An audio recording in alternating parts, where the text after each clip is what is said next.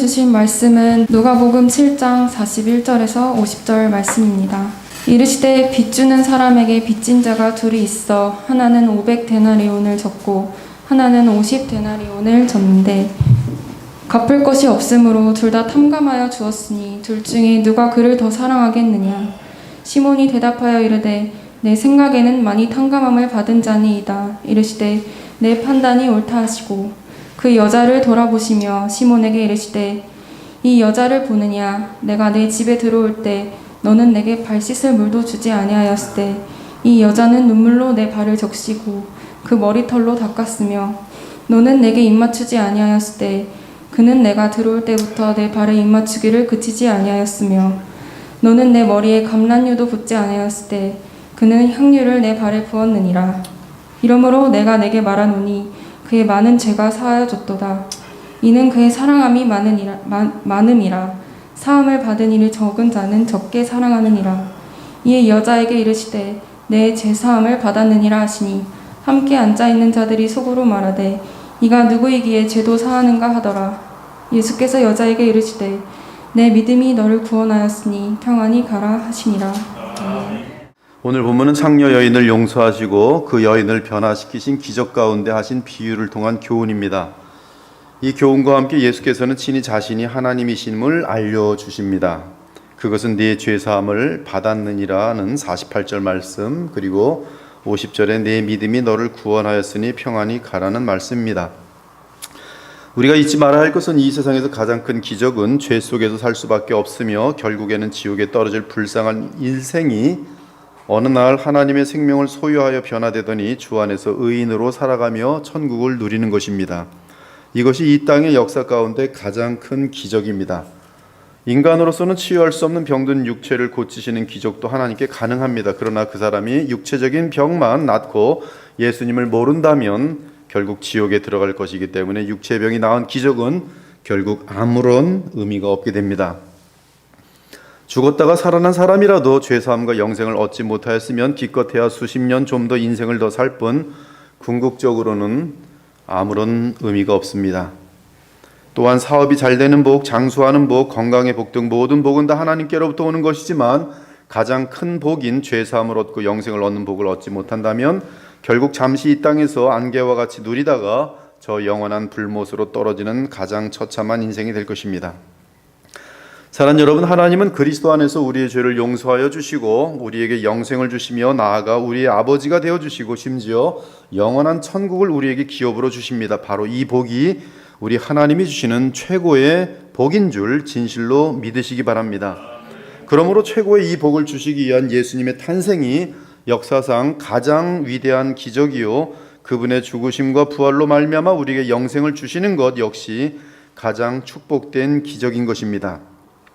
그러므로 본문에 기록된 것처럼 죄사함을 받고 영생을 누리게 된 삶의 변화야말로 이 땅을 사는 사람들에게 발생할 수 있는 제일 큰 복된 기적인 것이, 오늘 이 변화의 기적을 체험한 어떤 창녀와 이 기적을 알지 못하는 어리석은 바리새인이 본문에 등장합니다. 시몬이라는 바리새인이 어느 날 예수님을 자기 집에 초대하였습니다. 초대의 목적은 확실하지 않지만 44절에서 46절을 통하여 보면 그 이유는 둘 중 하나입니다. 그 당시 예수님의 인기는 대단히 컸습니다. 그 이유는 예수님은 군중들에게 위대한 선생일 뿐만 아니라 또한 많은 능력을 행하는 능력자였기 때문입니다. 아마도 시몬은 이러한 분과 친하다는 것을 사람들에게 알리고 싶었을 것입니다. 아마 이러한 이유로 예수님을 초대하였을 것입니다. 또는 바리새인의 종교적 열심으로 예수님의 어떤 단점을 발견하여 그를 무너뜨리려는 의도를 가지고 자기 집에 초대하였을지도 모릅니다. 아무튼 이 둘 중에 하나의 동기를 가지고 바리새인 시몬은 예수님을 자기 집에 초대하였습니다. 물론 49절을 볼 때 그 자리에는 다른 바리새인들도 여럿 있었습니다. 이때 반갑지 않은 한 여인이 등장합니다. 39절을 보니 바리새인 시몬이 속으로 이 여자가 누구며 어떠한 자 곧 죄인인 줄을 알았으리라고 말한 것으로 보아 문맥상 창녀입니다. 즉 죄인 창녀 하나가 시몬의 집에 갑자기 들어온 것입니다. 그 당시 이스라엘은 식사 때에 문을 열어두었습니다. 따라서 원하는 사람은 아무나 들어와서 저녁을 함께 먹으며 대화를 나눌 수 있었습니다. 그러나 거지들이나 또는 세리, 창녀들에게는 절대로 집 안까지 들어오는 것은 허용되지 않고 단지 저 멀리 문 밖에 서 있을 수 있었습니다.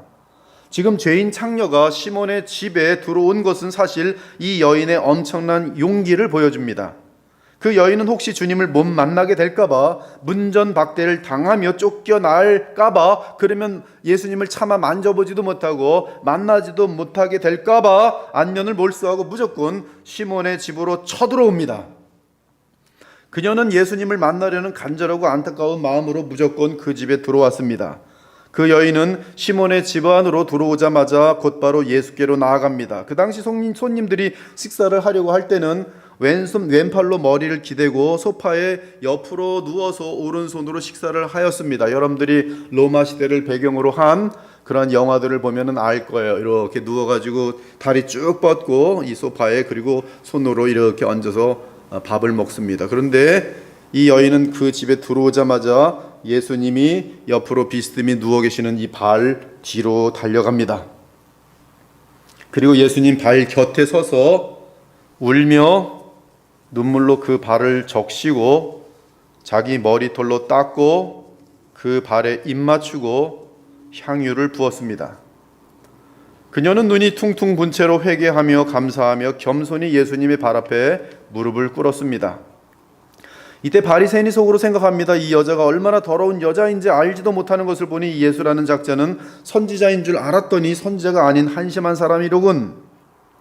이때 예수님은 시몬의 마음을 읽으시고 한 가지 비유를 말씀하십니다. 빚진 자 둘이 있습니다. 하나는 500데나리온을 빚졌고 다른 하나는 50데나리온을 빚졌습니다. 한 데나리온은 그 당시 하루 노동 풍수값을 말합니다. 그런데 채무자가 둘 다 탕감하여 줬습니다. 이 말씀을 하신 후 예수께서 질문하십니다. 둘 중에 누가 그 채무자를 더 사랑하겠느냐? 예수께서는 감사를 사랑으로 대체하여 물으셨습니다. 사실 돈이라면 감사라고 정확하게 표현해야 하지만 죄를 사하신 것에 대해서는 사랑으로 그 감사가 표현되기에 이렇게 질문하셨습니다. 그리고 죄를 빚으로 비유하셨습니다. 따라서 탕감은 죄사함을 말합니다. 시몬이 대답합니다. 많이 탕감받은 자입니다. 시몬은 계산을 매우 잘했습니다. 그러자 예수께서 시몬에게 말씀하십니다. 44절에 46절을 보니 시몬아, 너는 내가 네 집에 들어올 때 발 씻을 물도 주지 않았다. 그러나 이 여인은 눈물로 내 발을 적시고 그 머리털로 씻었다. 시몬아, 너는 정상적인 문안 인사도 하지 않았다. 그러나 이 여인은 들어올 때부터 쉬지 않고 내 발에 입 맞추었다. 시온아, 너는 내 머리에 싸구려 감람류도 붓지 않았다. 그러나 이 여인은 내 발에 그 값비싼 향유를 부었다. 그 후 예수께서 결론적으로 설명하십니다. 너는 나를 사랑하지 않지만 이 여인은 나를 사랑한다.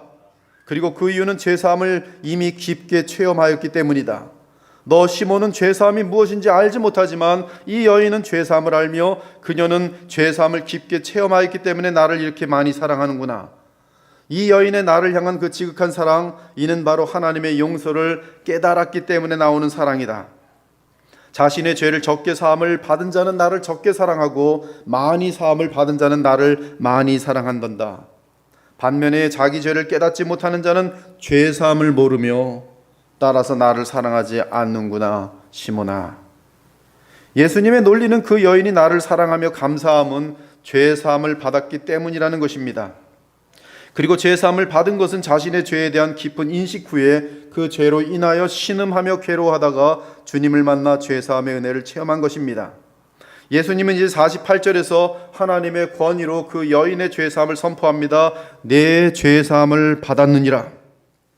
49절을 보니 시몬의 집에 초대받은 함께 앉아있는 자들이 속으로 말합니다. 이가 누구기에 죄도 사하는가?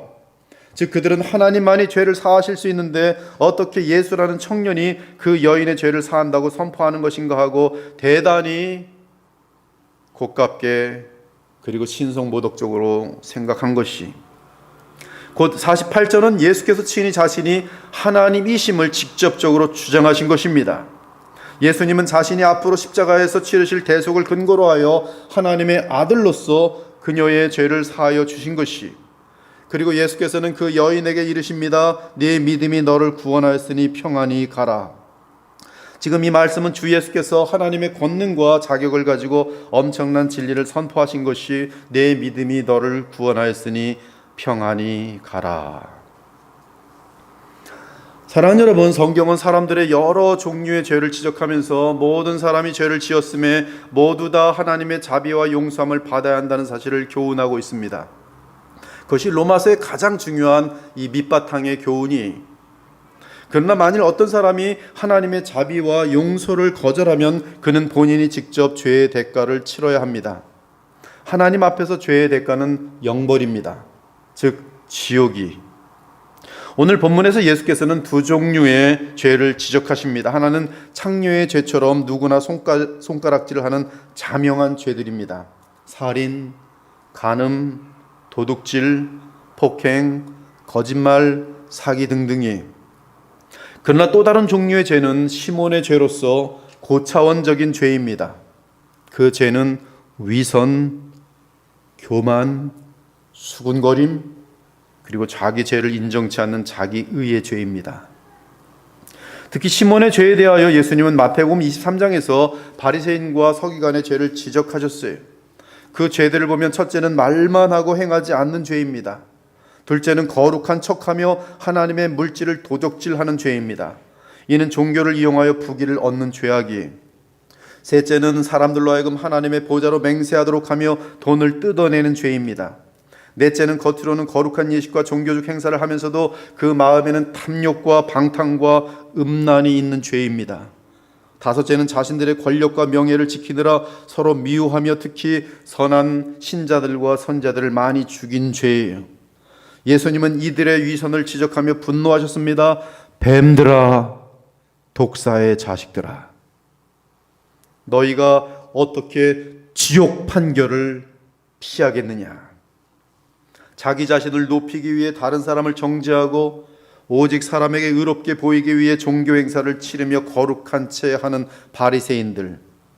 이에 시몬은 영적인 죄, 곧 교만하고 위선적이고 자기의에 빠진 악한 사람입니다. 뱀 같은 존재, 독사의 자식입니다. 한편 죄인 창녀는 육신적인 간음죄를 지은 사람으로서 이 둘이 예수님 앞에서 뚜렷하게 서로 대조되고 있는 것이, 주님은 본문의 비유를 통하여 둘 다 하나님의 절대적인 자비가 필요한 죄인이라고 지적하고 있습니다. 둘 다 하나님 앞에서 탕감을 받아야 하는 죄인들인 것이, 또한 본문은 시몬의 죄와 창녀의 죄를 통하여 공개적으로 드러난 죄와 인간의 깊은 어둠 속에 감추어진 죄를 말하고 있습니다. 이 세상을 살다 보면 자신의 드러나지 않은 큰 죄를 숨기고 남들의 작은 죄들을 보면서 분노하며 흥분하는 사람들이 너무나 많아요.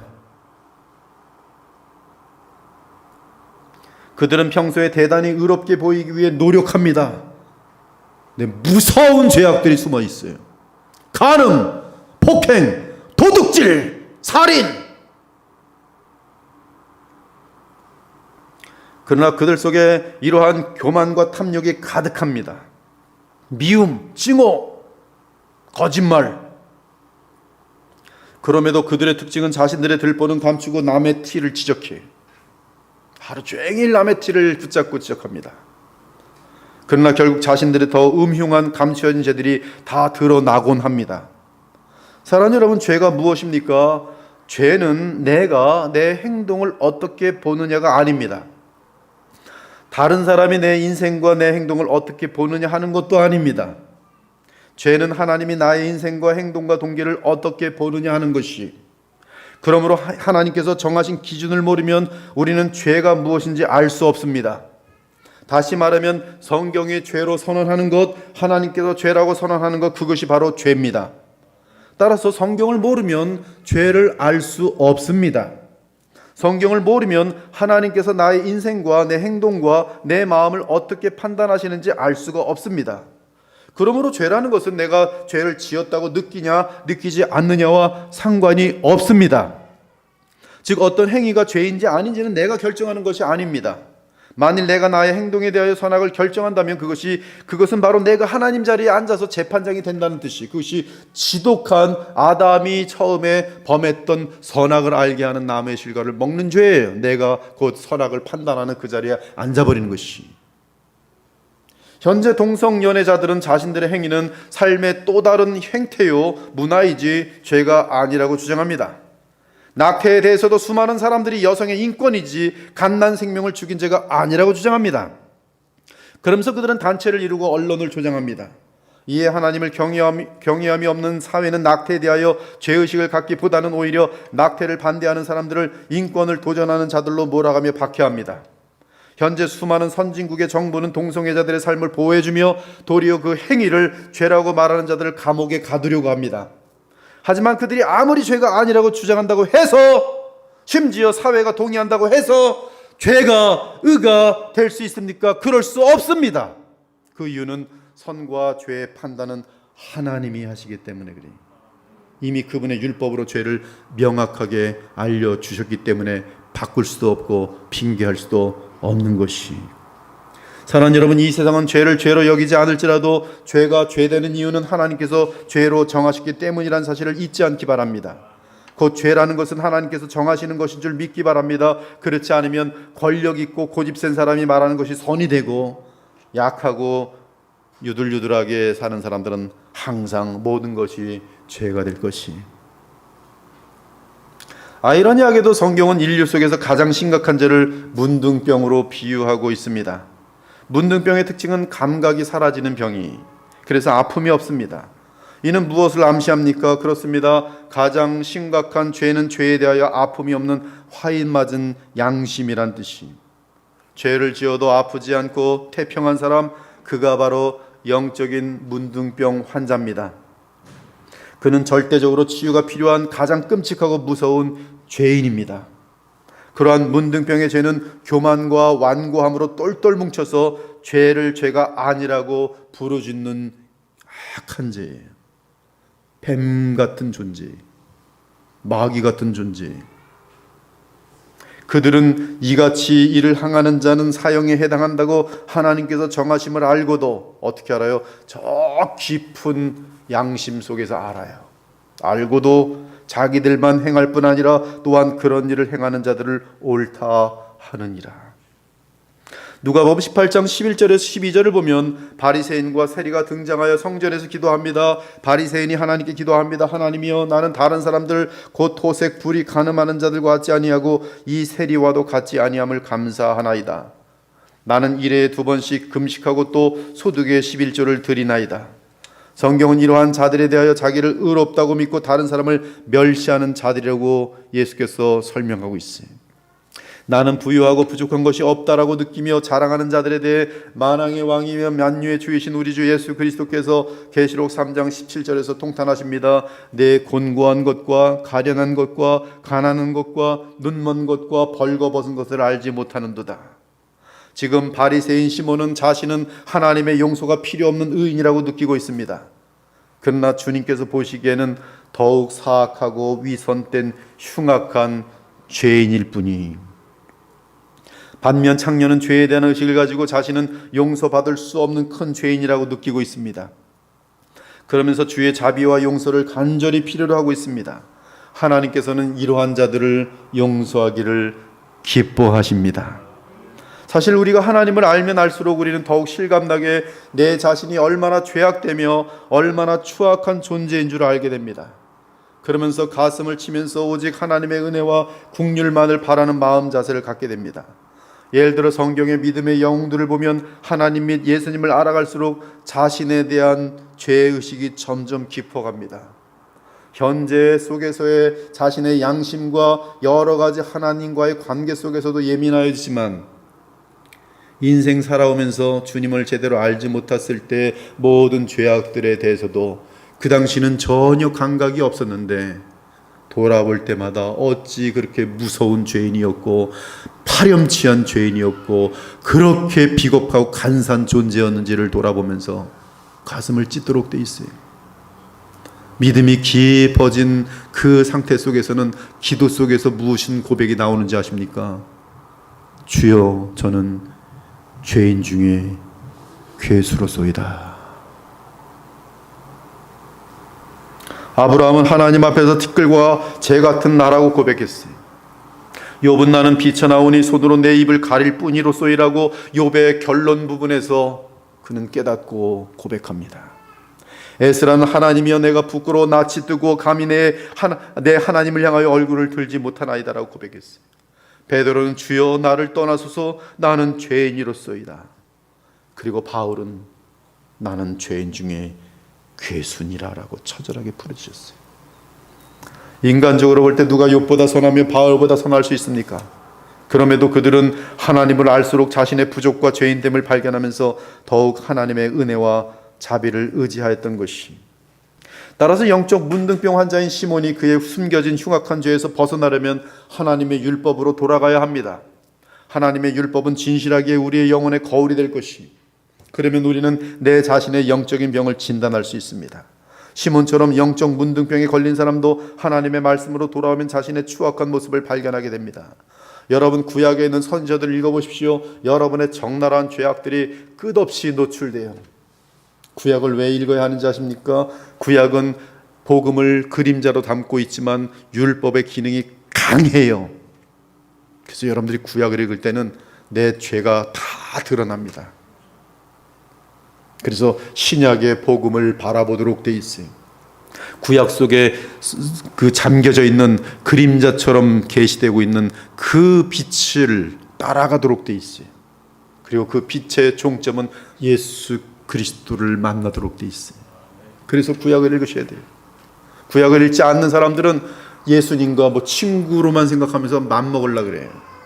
하나님의 경외함을, 그런 자세를 배우지 못해요. 시몬처럼 영적 문둥병에 걸린 사람도 하나님의 말씀으로 돌아오면 자신의 추악한 모습을 발견하게 됩니다.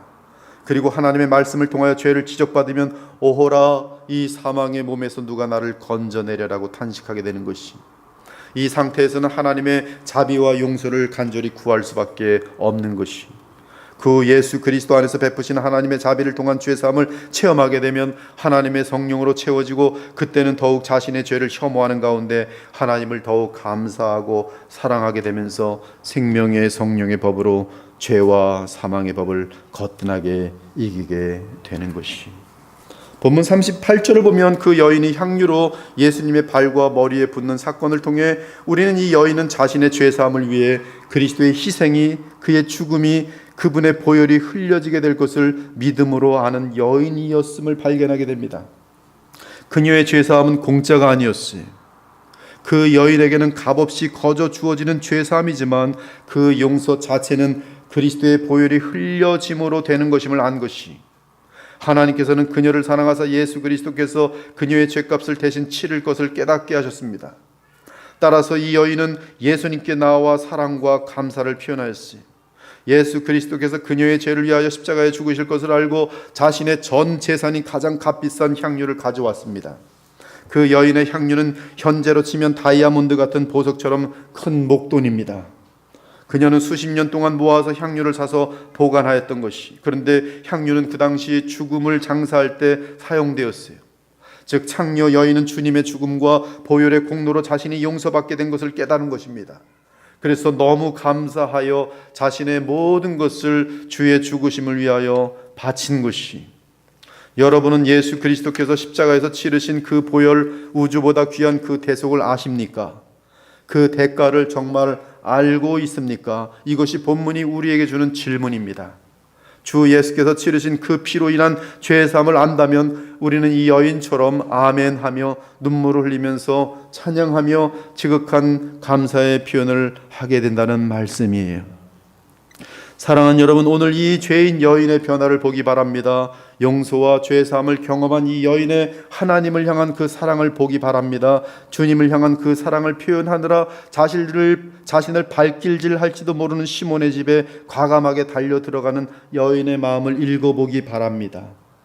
그녀가 공공연하게 그곳에서 보인 주님을 향한 사랑의 표현을 기억하기 바랍니다. 그녀는 주 예수님을 조금도 부끄러워하지 않고 있습니다. 그 모든 사람들 앞에서 예수님께 자신의 사랑의 고백을 공적으로 하고 있어요.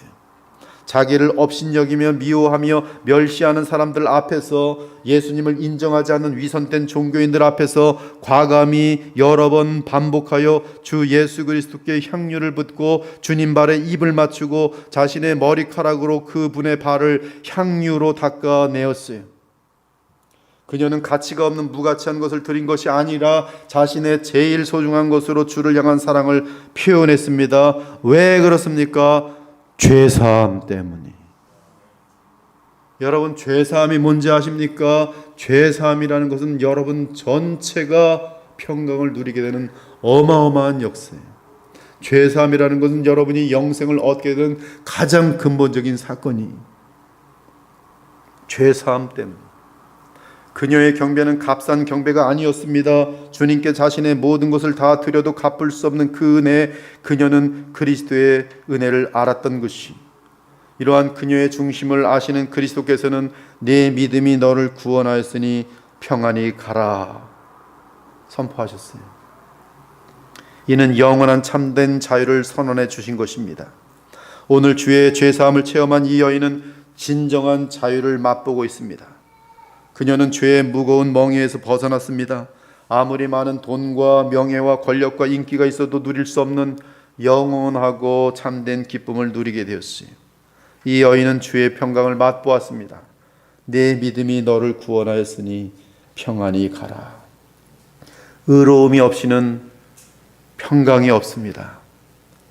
죄 짓는 그 마음속에 돈이 아무리 많고 아무리 많은 권력이 있어도 그 마음속에는 평강이 없어요. 평강이 없어요. 여러분, 평강이 얼마나 행복한 것인지 아세요?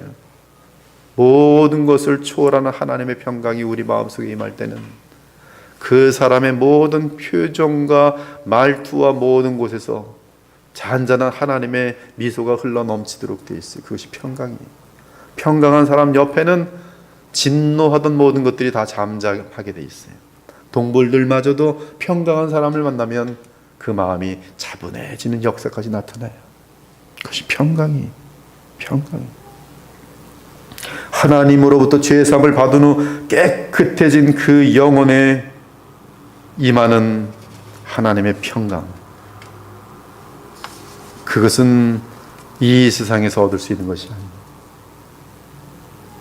진심으로 예수님의 은혜를 체험한 자들에게 필수적으로 동반되는 것이 있다면 바로 하늘의 평강이, 하나님의 평강이, 예수님을 믿을 때 찾아오는 모든 환경을 초월하는 평강은 자기 죄를 인정하며 그리스도의 구속을 필요로 하는 겸손한 죄인들에게 하나님께서 주시는 최고의 선물입니다. 반면에 시몬은 참된 자유도 없었고 평강도 모릅니다. 시몬은 도끼 눈을 뜨고 남의 티를 찾기에 바쁜 인생이었어요. 하지만 그에게는 사랑도 평강도 생명도 없었고 하나님의 은혜의 세계에 대해 전혀 모르고 있었습니다. 이는 그는 자신의 죄를 몰랐기 때문이요, 죄사함의 은혜와 사랑을 몰랐던 것이. 이제 창녀 여인은 예수님을 떠나면서 변화된 사람으로 떠났습니다. 그 마음속에는 평강과 기쁨과 감사로 충만한 가운데 떠나고 있어요. 나아가 사명을 갖고 떠나고 있습니다. 그 여인은 변화되어 그리스도의 나라의 쓰임을 받게 되었어요. 하지만 다른 사람의 죄를 볼 줄 알면서 자신의 죄를 보지 못한 시몬은 변화되지 못하고 여전히 죄의 자리에 남아 있었습니다.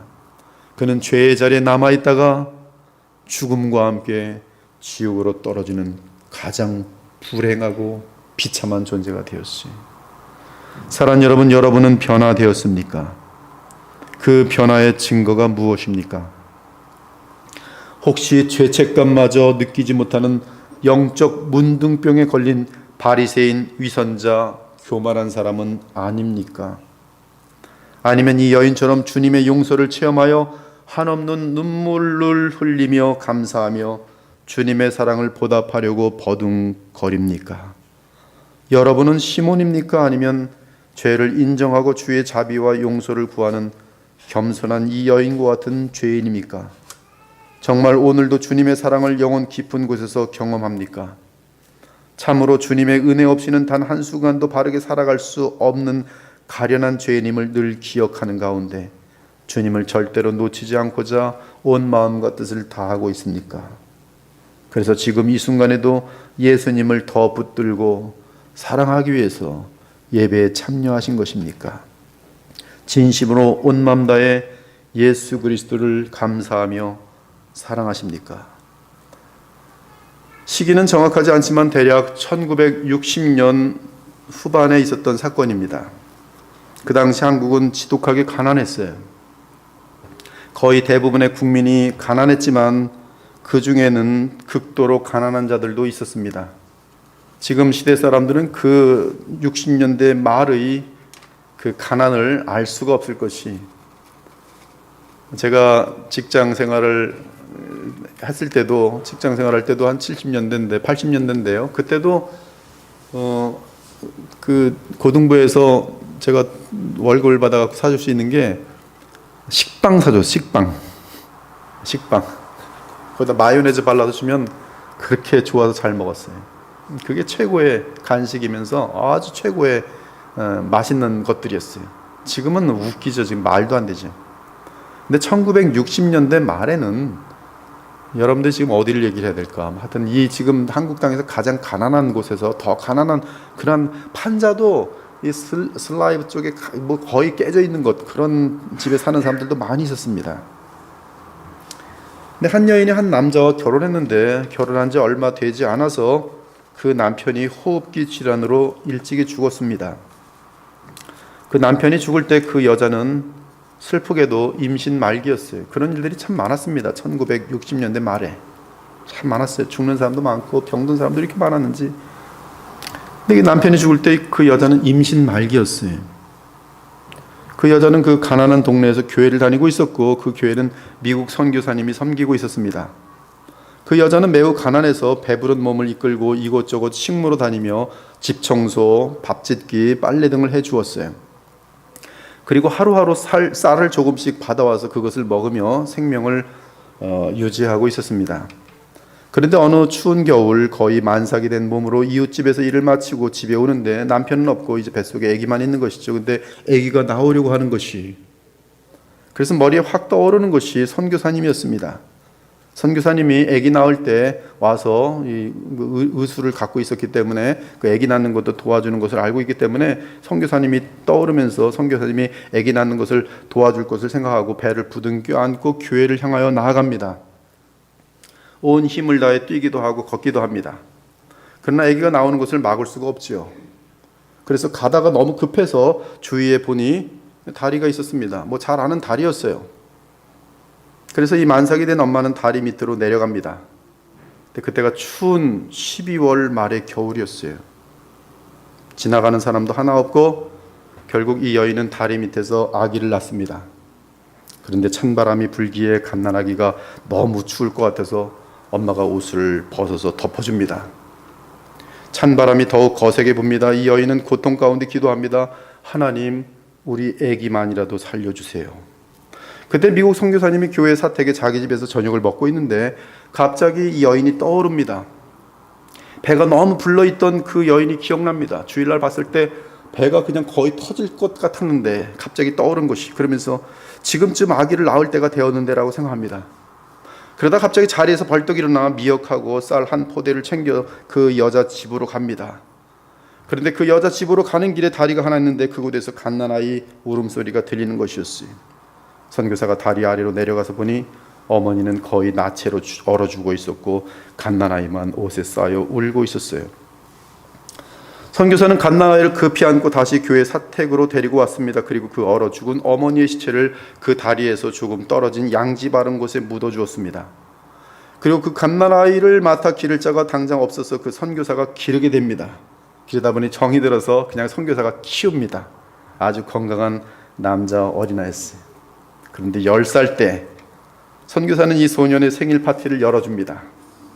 그때까지 선교사는 이 아이에게 엄마에 대해 말을 해준 적이 없었습니다. 그날 단둘이 생일 파티를 하는데 아이가 묻습니다. 10살 기념 생일 파티를 하는 그날은 눈이 펑펑 내리고 있었고 그날 역시 12월 말이죠. 생일날이니까. 공교롭게도 역시 매우 추운 날이었어요. 그런데 아이가 묻습니다. 선교사님, 왜 제 부모는 없나요? 이 질문을 받은 선교사님은 한참 생각하더니 이제는 더 미루지 말고 진실을 말해주는 것이 좋겠다는 결론을 내리고 자세히 설명해 줍니다. 네 아버지는 호흡기 병을 앓다가 일찍 돌아가셨고 그때 너는 어머니 뱃속에 있었단다. 그리고 어머니는 가난해서 이곳저곳 다니며 도우미 아주머니처럼 일을 해주며 쌀을 받아서 와서 얻어먹고 살았지. 그리고 네가 태어날 즈음 네 어머니는 일하고 돌아오다가 갑자기 급하게 저쪽 다리 밑에서 너를 낳게 되었단다. 나는 그때 네 엄마가 너무 머릿속에 떠올라서 네 어머니 살던 쪽방을 향해 가다가 그 다리에서 네 울음소리를 듣게 되었고, 그래서 다리 밑으로 내려가 보니 엄마는 거의 나체로 죽어 있었더구나. 그러나 너는 엄마가 입던 옷에 쌓여서 응애 울고 있었더라. 그래서 내가 너를 데려다가 이렇게 키우게 됐어. 이제 10살이 되니 정말 기특하다. 너무 멋있어. 대견해. 근데 그 얘기를 들은 10살 아이가 선교사에게 부탁합니다.